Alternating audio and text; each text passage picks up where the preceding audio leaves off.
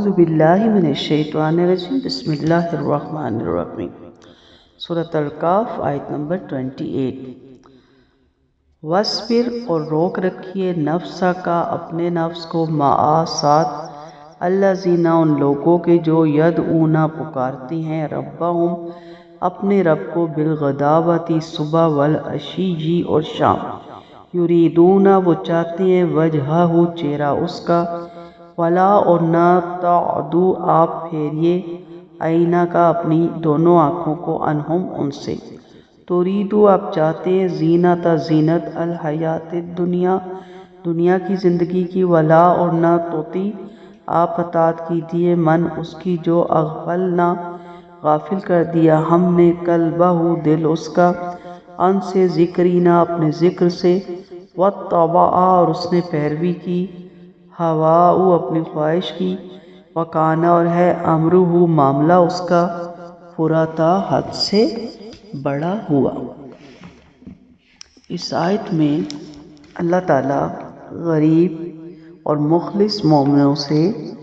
آپ کو وابستہ رہنے کی ہدایت فرما رہے ہیں۔ یہ صبح و شام اللہ کے ذکر میں مشغول رہنے والے اور اللہ کی رضا چاہنے والے لوگ، روایت سے پتہ چلتا ہے سیدنا بلال بن رباح، سیدنا صہیب رضی اللہ عنہ رومی، سیدنا حباب بن عارت رضی اللہ عنہ، سیدنا عبداللہ بن مسعود اور سیدنا عمار رضی اللہ عنہ بن یاسر تھے، جو سب کے سب غریب طبقے سے تعلق رکھتے تھے، اور ان میں سے اکثر سرداران قریش کے غلام یا آزاد کردہ غلام تھے، جو اکثر اوقات آپ کی صحبت میں رہا کرتے تھے۔ اب اونچی ناک والے قریشی سرداروں مثلاً امیہ بن بدر اور اقرع بن حابس وغیرہ آپ سے کیا کہا کرتے تھے کہ ہر وقت یہ رذیل قسم کے لوگ آپ کے پاس بیٹھے ہوتے ہیں، تو ان کی موجودگی میں ہم کیسے ان کے ساتھ آپ کے پاس بیٹھ سکتے ہیں؟ ممکن ہے آپ کے دل میں کچھ ایسا خیال بھی آ گیا ہو کہ یہ لوگ تو بہرحال خالص مومن ہیں، سرداروں کے آنے پر کچھ دیر انہیں الگ کر دینے سے اگر یہ قریش میں سردار میری بات غور سے سن لیں اور ایمان لانے پر تیار ہو جائے تو کیا حرج، خصوصاً اس صورت میں کہ آپ ان قریشی سرداروں کے ایمان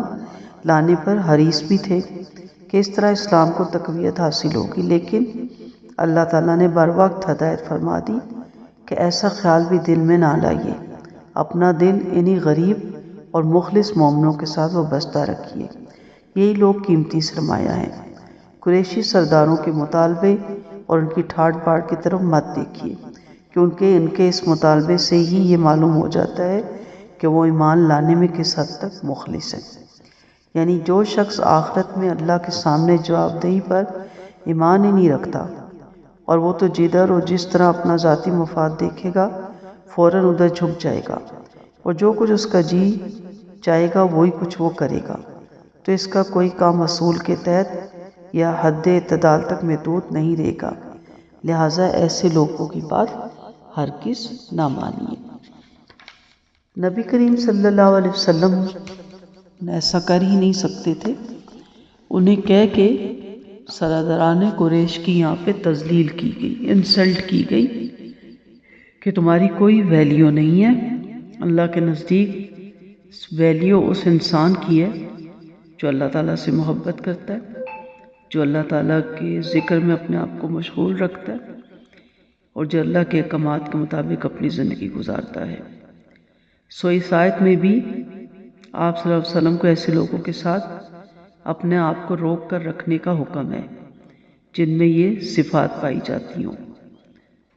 کیونکہ ان صفات کی وجہ سے ہی وہ اس قابل ہیں کہ آپ ان کے ساتھ رہیں۔ ان کو چھوڑ کر آپ کی نگاہیں آگے مت بڑھیں کہ آپ دنیا کی زندگی کی زینت کا ارادہ رکھتے ہوں،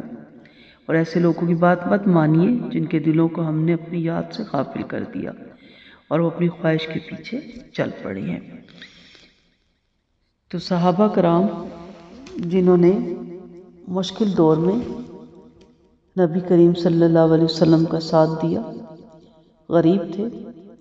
لیکن ہر وقت اللہ کے ذکر میں مشغول رہتے تھے، نماز آپ صلی اللہ علیہ وسلم کے ساتھ آ کے 5 وقت کی پڑھتے تھے، اور ایسے لوگوں کو اللہ نے ان کی تعریف قرآن میں بیان کر دی۔ بازار میں ہے، نبی کریم صلی اللہ علیہ وسلم آئے، ایک صاحب سورۃ کاف کی قرات کر رہے تھے، آپ کو دیکھ کر خاموش ہو گئے تو آپ نے فرمایا یہی ان لوگوں کی مجلس ہے جہاں اپنے نفس کو روک کر رکھنے کا مجھے حکم الہی ہے۔ اور روایت میں ہے کہ یا تو سورج حج کی وہ تلاوت کر رہے تھے یا سورۃ کاف کی۔ مسند احمد میں ہے، فرماتے ہیں ذکر اللہ کے لیے جو مجلس جمع ہو، نیت بھی اس کی بخیر ہو، تو آسمان سے منادی ندا کرتا ہے کہ اٹھو، اللہ نے تمہیں بخش دیا، تمہاری برائیاں بھلائیوں سے بدل گئی۔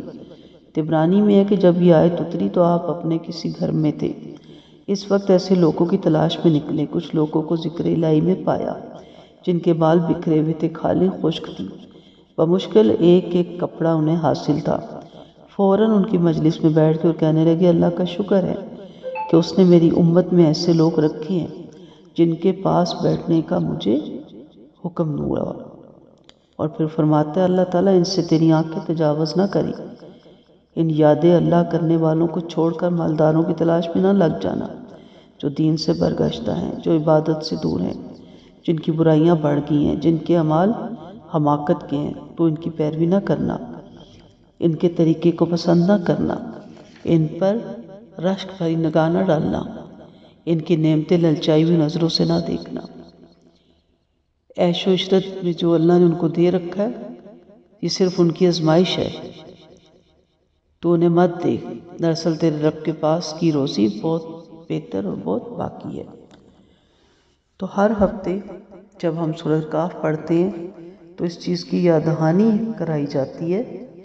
کہ ہمارا تعلق کن لوگوں کے ساتھ ہونا چاہیے اور کن لوگوں کو پیورٹی پہ ہمیں رکھنا چاہیے، اور کون لوگ ہیں جن کے ساتھ بیٹھنا اللہ تعالیٰ پسند کرتا ہے، اور وہ کون سی مجلسیں ہیں۔ ہم پڑھ تو لیتے ہیں سورۃ کاف ہر جمعے کو، اور اس امید پہ کہ ایک جمعے سے دوسرے جمعے تک نور ہوگا، لیکن دیندار غریب غربا کو ہم قریب بھی نہیں بھٹکنے دیتے۔ اپنی محفلوں میں انوائٹ کرنا تو دور کی بات، انہیں کسی محفل میں دیکھ بھی لیں تو بیچارے خود آگے ہو کے سلام کرنے کی کوشش کرتے ہیں، اور ہم سرسری سا انہیں جواب دیتے ہیں۔ کبھی نوٹ کیجئے گا اپنا یہ ایٹیٹیوڈ کہ کیا ہم قرآن و سنت کے مطابق ان کے ساتھ معاملہ کرتے ہیں، جبکہ نبی کو سنا کے ان کی امت کی تربیت کی جا رہی ہے کہ دولت والوں سے اور ان کی دولت سے اور ان کے عہدوں سے مت امپریس ہوں۔ اللہ ان چیزوں سے امپریس نہیں ہوتا، اللہ ہی کا دیا ہوا ہے، اسے فرعون کو بھی دیا اور قارون کو بھی دیا۔ یہ کوئی اللہ کی خوشنودی کی یا اس کے انعام کی علامت نہیں ہے، یہ اللہ کی آزمائش ہے۔ اس لیے نیک لوگوں کی محفل میں بیٹھیں، دیندار لوگوں کے ساتھ بیٹھیں جو قرآن و سنت کے مطابق زندگی گزارتے ہیں، ان کے ساتھ اپنے تعلقات کو بڑھائیں تاکہ کل حشر میں بھی معاملہ ان کے ساتھ اٹھایا جائے۔